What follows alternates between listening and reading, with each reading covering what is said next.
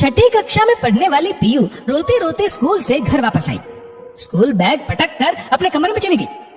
PU को ऐसे देखकर उसकी माँ अनीता भी पीछे पीछे कमरे में गई। अनीता ने वजह जाननी चाहिए। रोते रोते पीयू ने बताया, उसके क्लास में पढ़ने वाले कुछ लड़के उसे बात बात पर चिढ़ाते हैं। कभी उसका टिफिन बॉक्स छीन लेते हैं तो कभी उसकी किताबें फाड़ देते हैं और मेरा मजाक उड़ाते हैं कि इसे तो सिर्फ रोना ही आता है। ये सब सुनकर अनीता ने कहा, हाँ तो उन्होंने गलत क्या कहा? अगर तुम उन्हें जवाब नहीं दोगे और सब चुपचाप सहन करते रहोगे तो ऐसे ही बोलेंगे। थोड़ी हिम्मत दिखाओ और अपने क्लास टीचर या फिर प्रिंसिपल से उनकी शिकायत करो। लेकिन मम्मा, मुझसे ये सब नहीं होगा, मायूस होकर पीयू ने कहा। हाँ तो फिर सहन करने की आदत डाल दो, कहकर अनीता वहां से चली गई। अगले दिन अनीता वापस पीयू को स्कूल छोड़ने गई। पूरे रास्ते पीयू को समझाती रही, देखो बेटा, तुम जितना डरोगी उतना ही लोग तुम्हें डराएंगे। एक बार उन सब का सामना करके देखो, सब परेशान करना बंद कर देंगे। और पीयू ने भी वैसा ही किया। सीधा प्रिंसिपल के ऑफिस में जाकर उन लड़कों की शिकायत कर दी। फिर उन सब ने पीयू से माफी मांगी और आगे से परेशान नहीं करने का वादा किया। अब वो खुश थी। तभी एक दिन जब अनीता पीयू को लेने स्कूल गई तो पीछे से एक आवाज आई, मीठी, ओ मीठी, मीठी। हाँ, यही तो नाम था उसका। किसी के मुंह से अपना नाम यानी अपना निकनेम मीठी सुनकर एक ही पल में अनीता ठहर गई। वैसे तो अनीता नाम था उसका, लेकिन बचपन में सब लोग प्यार से उसे मीठी मीठी बुलाते थे क्योंकि वह बहुत ही मीठा बोलती थी। एकदम शांत से रहने वाले, हमेशा चुपचाप सिर्फ अपने काम से काम रखने वाले मीठी। सिर्फ स्कूल में ही उसका नाम अनीता था, बाकी उसके घर वाले, पड़ोसी और खास दोस्त उसे मीठी ही बुलाते थे। आज एक अनजाने शहर में शादी के इतने साल बाद उसने ये नाम सुना था। जैसे ही पीछे मुड़कर देखा तो पीछे उसकी बचपन की सहेली नीलम खड़ी थी। अनीता ने दौड़कर नीलम को गले से लगा लिया। दोनों की आंखों में खुशी के आंसू थे। आज बरसों बाद अपनी सहेली से मिली थी। अरे अनीता, तुम यहाँ कैसे? नीलम ने पूछा। मेरे पति का ट्रांसफर यहाँ इसी शहर में हो गया है, बस अभी 2 महीने पहले ही यहाँ शिफ्ट हुई हूँ। तुम सुनाओ, तुम यहाँ कैसे? अरे बस मैं भी तुम्हारी तरह अपने पति के पीछे पीछे आ गई। घर में बैठे बैठे बोर हो रही थी तो सोचा क्यों ना कोई नौकरी कर लूं, और फिर इसी स्कूल में अध्यापिका की नौकरी मिल गई। मुझे नहीं पता था कि पीयू तुम्हारी बेटी है, नीलम ने कहा। हाँ, मुझे भी कहाँ पता था कि जहाँ पर बेटी को रोज स्कूल छोड़ने आती हूँ वहाँ पर मुझे मेरे बचपन की सहेली अध्यापिका के रूप में मिलेंगी।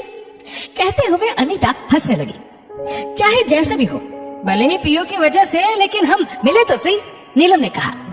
हाँ, लेकिन ये मिलना भी कोई मिलना है। चलो, मेरा घर पास में ही है, वहाँ बैठकर आराम से गप्पे मारेंगे। और नीलम का हाथ पकड़कर अनीता ने उसे अपने गाड़ी में बिठा लिया और खुद ड्राइव करने लगी। रास्ते भर नीलम अनीता को देखती ही जा रही थी। उसके मन में काफी सवाल चल रहे थे और अनीता भी उसके मन के भावों को अच्छे से भाप गई थी। घर पहुंचने पर दोनों ने चाय पीते पीते बातें करना शुरू की। तब नीलम ने कहा, अनीता, मैं तुम्हारा ये रूप देखकर बहुत हैरान हूँ। समझ में नहीं आता, क्या ये वही बचपन वाली मीठी है जो बात बात को डर जाती थी, जो ठीक से किसी से बात भी नहीं कर पाती थी? अकेले घर से बाहर जाना तो दूर, कुछ देर घर में भी अकेले भी नहीं रह पाती थी। सही कहा तुमने नीलम, वक्त इंसान को सब कुछ सिखा देता है। अगर सही समय पर सही दिशा दी जाए तो इंसान कुछ भी कर सकता है। स्कूल तक हम साथ में थे, फिर जब मेरे पापा का तबादला दूसरे शहर में हुआ तो कॉलेज में मेरा दाखिला करा दिया गया। किसी से ज्यादा घुल मिल नहीं पाती थी। स्कूल में भी मेरी सिर्फ तुमसे ही अच्छी दोस्ती थी। फिर नया कॉलेज, नया माहौल, अपने आप को थोड़ा उसके अनुरूप ढालने की कोशिश कर रही थी कि एक दिन कॉलेज जाते समय रास्ते में 2-3 लड़कों ने मुझे छेड़ा और मैं बिना कुछ बोले रोती हुई घर चली आई। इससे उन लड़कों की हिम्मत और भी ज्यादा बढ़ गई। अब तो रोज रोज मेरे आते जाते वो लड़के मेरे ऊपर छींटाकशी करने लगे। हद तो तब हो गई जब एक दिन उनमें से एक लड़के ने मेरा हाथ पकड़ लिया, लेकिन दूर से आते कुछ औरतों को देखकर वो भाग खड़े हुए। मैं बहुत डर गई थी। फिर हिम्मत करके माँ को ये सब बताया। माँ ने भी यही कहा, जब तुम खुद अपनी सहायता नहीं कर सकती तो मैं भला कहाँ तक तुम्हारा साथ दूंगी? हमेशा तुम्हारे साथ जरूर हूँ, लेकिन हिम्मत तुम्हें ही दिखानी होगी। जाकर जवाब दो उन्हें, मुंह तोड़ दो उनका। आगे से तुम्हें तो क्या किसी भी लड़की को नहीं छेड़ेंगे। माँ की इन बातों ने मुझे हौसला दिया।